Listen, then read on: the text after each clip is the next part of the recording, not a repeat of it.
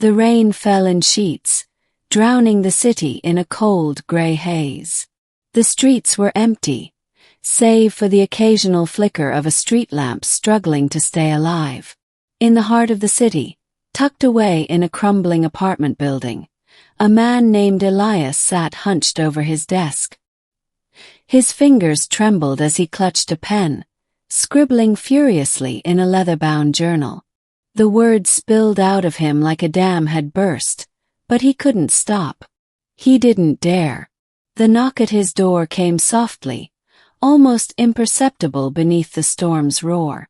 Elias froze, his pen hovering above the page. His heart thudded in his chest as the knock came again, louder this time. He knew who it was. He had been expecting them. "Elias," a voice called from the other side of the door. It was smooth, melodic, and yet it sent a shiver down his spine. "Open the door. We need to talk." Elias swallowed hard and set down his pen. He rose from his chair, his legs unsteady beneath him, and crossed the room. He hesitated for a moment, his hand hovering over the doorknob, before finally turning it. The figure standing in the hallway was tall and slender, draped in a long dark coat that seemed to absorb the light around it.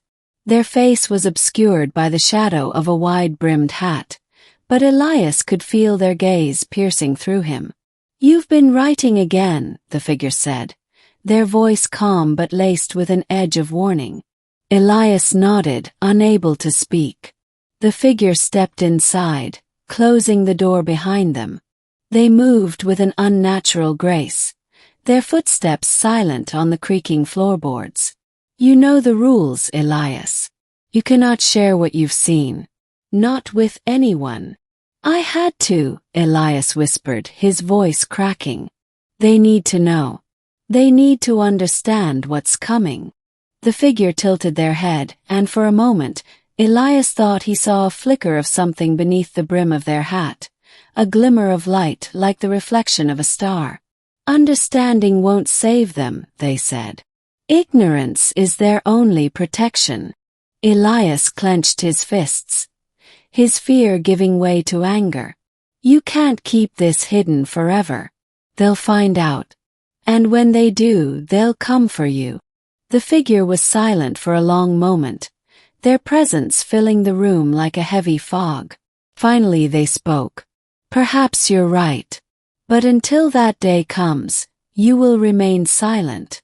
Or you will face the consequences." Elias opened his mouth to argue, but before he could speak, the figure raised a hand. A wave of dizziness washed over him, and his vision blurred. When it cleared, the figure was gone, leaving only the faint scent of ozone in the air. Elias stumbled back to his desk, his legs giving out beneath him. He collapsed into his chair, his hands trembling as he reached for his journal. The pages were blank. Every word he had written, every warning he had tried to share was gone. Weeks passed, and Elias tried to forget. He threw himself into his work, burying himself in mundane tasks in an effort to drown out the memories. But they lingered like a shadow at the edge of his vision, always just out of reach. Then one night the dreams began. They started as flashes, images of a vast, endless void, filled with swirling colors and shapes that defied comprehension. But as the nights went on, the dreams grew more vivid. He saw beings of light and shadow, their forms shifting and twisting like smoke. He heard whispers, voices that spoke in a language he couldn't understand but felt in his very soul. And then one night he saw her. She stood at the edge of the void, her form radiant and ethereal. Her wings, vast and shimmering, stretched out behind her, each feather glowing with a light that seemed to come from within. Her eyes, deep and infinite, locked onto his, and in that moment, Elias felt a connection unlike anything he had ever known. "Elias," she said, her voice echoing in his mind. You have seen what no human has ever touched. You have glimpsed the truth. But there is more. So much more. Elias woke with a start, his heart pounding in his chest. The room was dark, but he could still see her. Her image burned into his mind. He knew what he had to do. The next day, Elias packed a bag and left the city. He traveled for days, following a path that seemed to guide him, as if an invisible hand were leading him forward. He didn't know where he was going, but he trusted the pull in his chest, the sense of purpose that had taken root in his soul. Finally, he arrived at a small, secluded cabin nestled deep in the woods. The air was thick with the scent of pine, and the only sound was the rustling of leaves in the wind. Elias approached the cabin cautiously, his heart racing. As he reached the door, it swung open on its own, revealing a dimly lit interior. Elias stepped inside, his eyes adjusting to the darkness. The cabin was sparsely furnished, with only a few pieces of furniture and a fireplace that crackled with a low, steady flame. And there, standing in the center of the room, was the figure from his dreams.